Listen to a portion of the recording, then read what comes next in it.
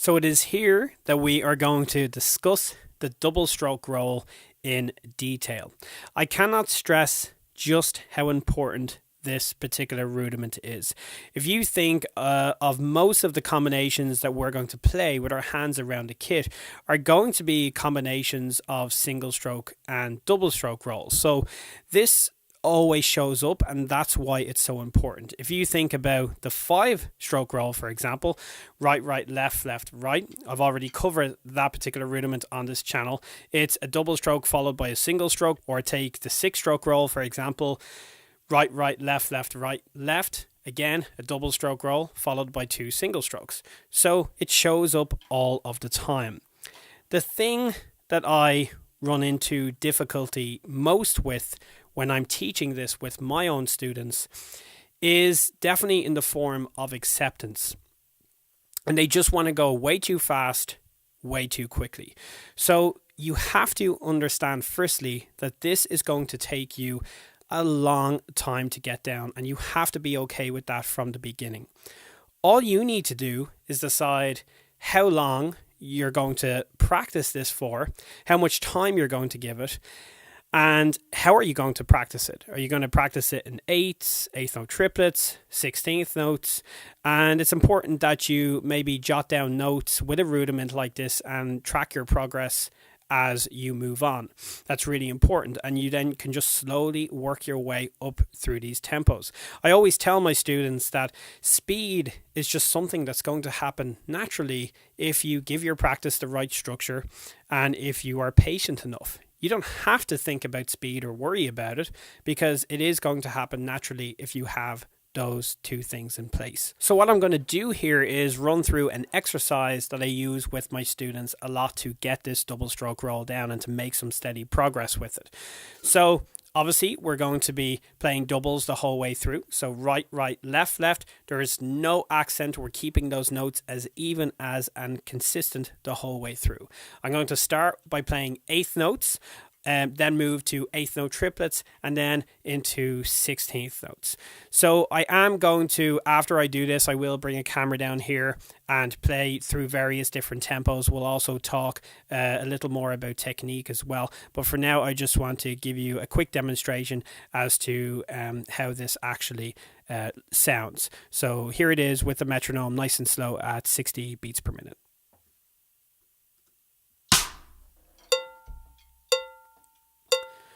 1, 2, 3, 4. Eighth notes.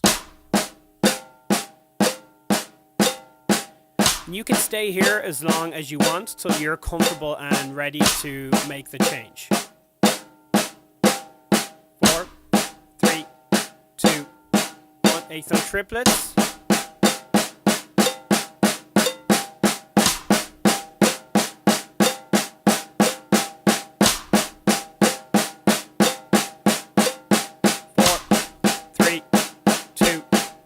16ths.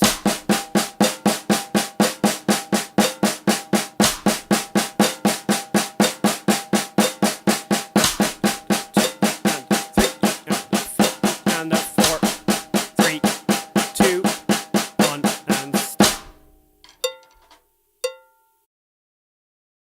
So that is the exercise in full. It's not only a great exercise for them to work their internal clock, but it's also really nice for them to understand how their hands are lining up in relation to the metronome and in correspondence to what feel they're actually conveying there.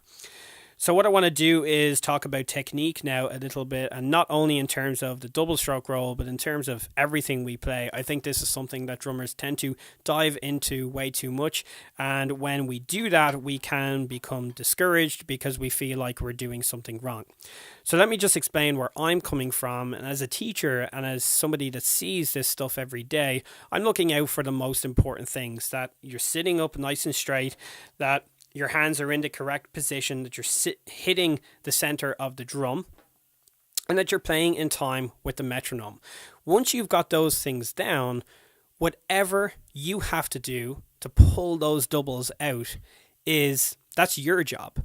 And that just comes with time and patience. Now, of course, if we start to see you know, your pinky coming out from the end of the stick as you're speeding up. That's a no-no. But like I said, once you've got those other things in place and you begin to slowly work your way up through those tempos and there's nothing majorly wrong, then you're pretty much good to go in terms of technique. So what I'll do here is, as I said, I'll bring that camera down beside me. That should give you a really good idea and a really good viewpoint as to what I'm doing with my hands. I'll start and play the entire exercise again, as we did before, at 60 beats per minute, and then I'll work my way up through various different tempos. Again, that's just to give you a blueprint. I don't expect you to be able to play at the higher tempos. It's just to give you a goal and something to work towards. So I'll see you back here in just a couple of minutes. All right, so 60 beats per minute. Here we go. 1, 2, 3, 4. Right, right, left, left, right, right, left, left.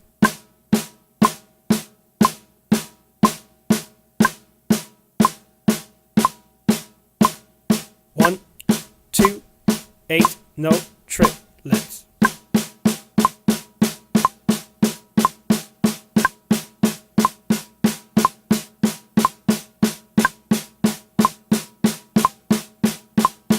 1, 2, 3, 4.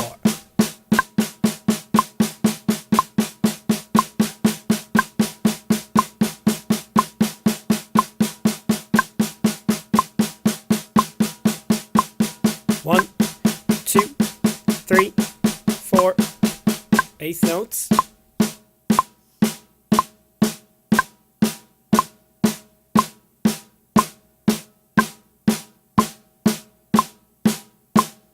1, 2, eighth note triplets.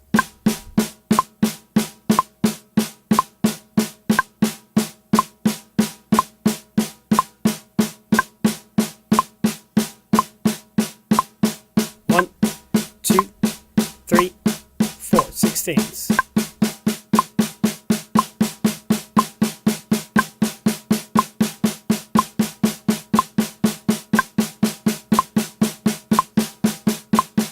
4, 3, 2, 1, and stop. 100 beats per minute. 1, 2, 3, 4.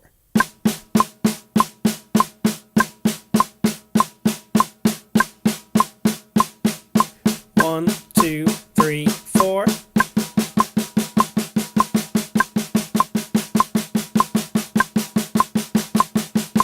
1, 2, 3, 4.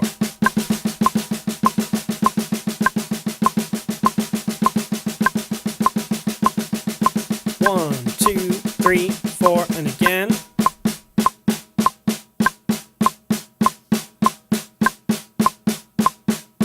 1, 2, 3, 4, triplets.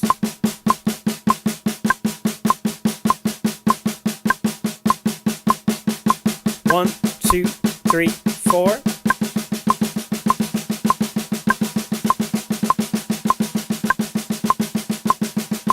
4, 3, 2, 1, and stop. 130 beats per minute. 1, 2, 3, 4.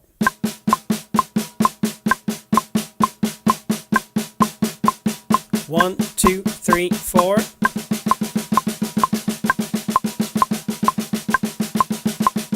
1, 2, 3, 4. And again in 1, 2, 3, 4.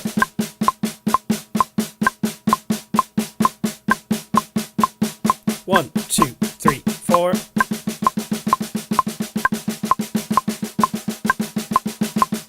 1, 2, 3, 4. And finish in 1, 2, 3, 4, stop. So that pretty much wraps up yet another in-depth lesson in terms of rudiments here at WHELANDRUMS, and I really do hope that you all took something positive from this particular lesson. Remember, of course, you can snag the PDF that's related to this lesson. I'll drop a link to that in the description below this video. And remember, I really do care about this stuff, so please do keep me in the loop and keep me updated in regards to your own personal practice time. And I'll see you all back here on the channel very soon for more lesson content. Have a great day.